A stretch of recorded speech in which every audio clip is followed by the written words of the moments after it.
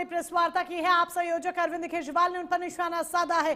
केजरीवाल का पंजाब में दूसरा शीश महल तैयार। प्रवेश वर्मा ने कहा केजरीवाल पर निशाना साधते हुए कि दिल्ली के बाद पंजाब में देखिए दूसरा शीश महल तैयार हो गया है। प्रवेश वर्मा ने केजरीवाल को रहमान डकैत बताया है। लोधी एस्टेट बंगले की सजावट पर उठाए हैं सवाल। आप में टूट पर भी बोले उप मुख्यमंत्री प्रवेश वर्मा। विलसिता से टूटी आम आदमी पार्टी, उप मुख्यमंत्री का कहना है आम आदमी नहीं अब आम आलिशान पार्टी है। ये बीजेपी आरोप लगा रही है। तो दिल्ली की राजनीति में एक बार फिर से शीश महल को लेकर सियासी घमासान तेज हो गया है। बीजेपी के नेता प्रवेश वर्मा ने अरविंद केजरीवाल पर तीखा हमला बोलते हुए आरोप लगाया कि दिल्ली के बाद पंजाब में भी दूसरा शीश महल तैयार किया गया है। वर्मा ने केजरीवाल की तुलना फिल्मी किरदार रहमान डकैत से की है और लोधी एस्टेट स्थित उनके आवास की भव्यता पर गंभीर सवाल उठाए हैं। उन्होंने पूछा कि इस विलासिता के लिए पैसे कहां से आ रहे हैं। बीजेपी का दावा है कि केजरीवाल की इसी जीवन शैली के कारण पार्टी के ईमानदार कार्यकर्ता और सांसद उनका साथ छोड़ रहे हैं।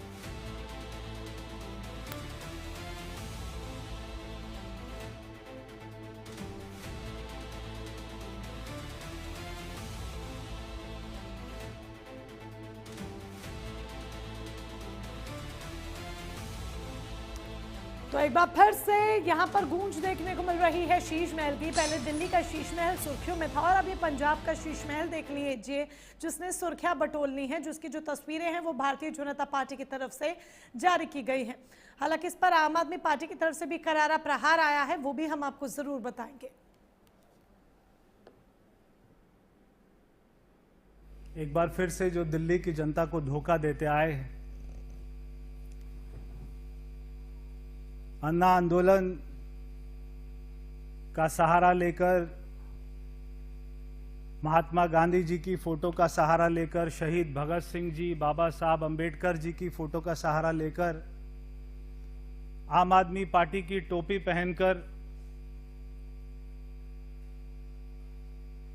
1 रुपए के स्टैम्प पेपर के ऊपर में एफिडेविट देने वाला कि मैं सरकारी घर नहीं लूंगा, बंगला नहीं लूंगा, गाड़ी नहीं लूंगा, बच्चों की झूठी कसम खाने वाला दिल्ली का रहमान डकैत। और आज उसी के रहमान डकैत का धुरंधर पिक्चर का जैसे सीक्वल आया था 2, वैसे ही शीश महल 2 ये आज हम आपको दिखाने जा रहे हैं। अपने आप को आम आदमी पार्टी कहने वाले आज वो राजा की तरह रहते हैं, इसमें कोई बुरी बात नहीं, वो रहें, मगर अपने आप को आम आदमी पार्टी तो ना कहें। आपको अपने घर में प्राइवेट पैसा लगाना है, लगाइए, इसमें कोई बुरी बात नहीं, मगर उसका ढोंग करना, ऐसे कपड़े पहनना, टूटी हुई चप्पल पहनना, रिनोल्ड का साधारण सा पेन लगाना और अपने आप को साधारण व्यक्ति दिखाना, ऐसा ढोंग करना खराब है। आप जैसे अंदर हैं वैसे ही बाहर दिखाइए अपने आप को।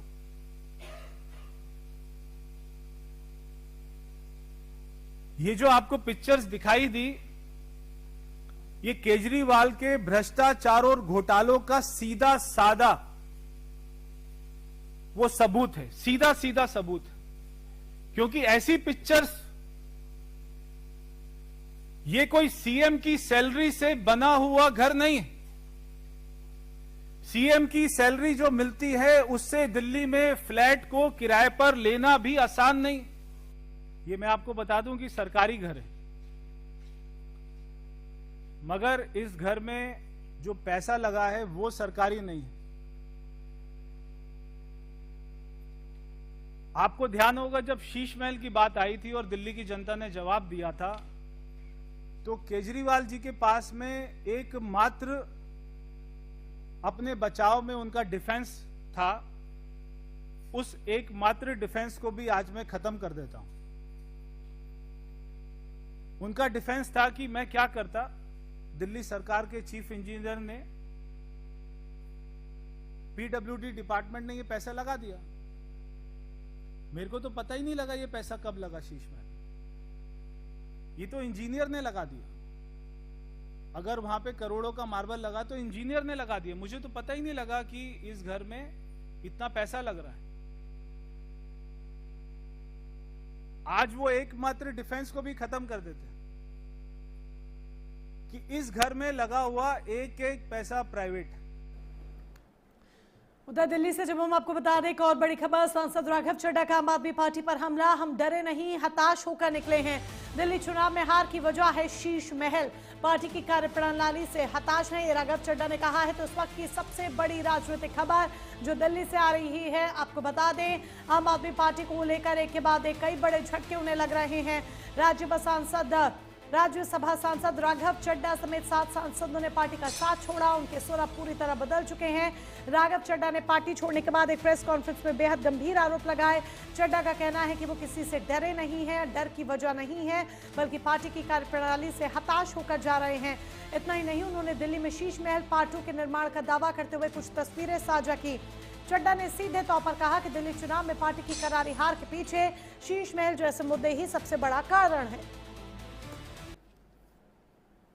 वक्त आदमी जिसने आम आदमी पार्टी को अपने खून पसीने से सींचा और बड़ी उम्मीदों के साथ आम आदमी पार्टी से जुड़ा था, आज हर वो व्यक्ति या तो आम आदमी पार्टी को छोड़ चुका है या छोड़ रहा है। क्योंकि हर ईमानदार मेहनतकश आदमी को ये लगता है कि अब आम आदमी पार्टी में काम करने की जगह नहीं बची और आम आदमी पार्टी अब एक ऐसे गलत रास्ते पर चल रही है जिससे कोई अपना नाता नहीं रखना चाहता। इसी के चलते एक एक करके तमाम लीडर्स ने आम आदमी पार्टी को छोड़ दिया।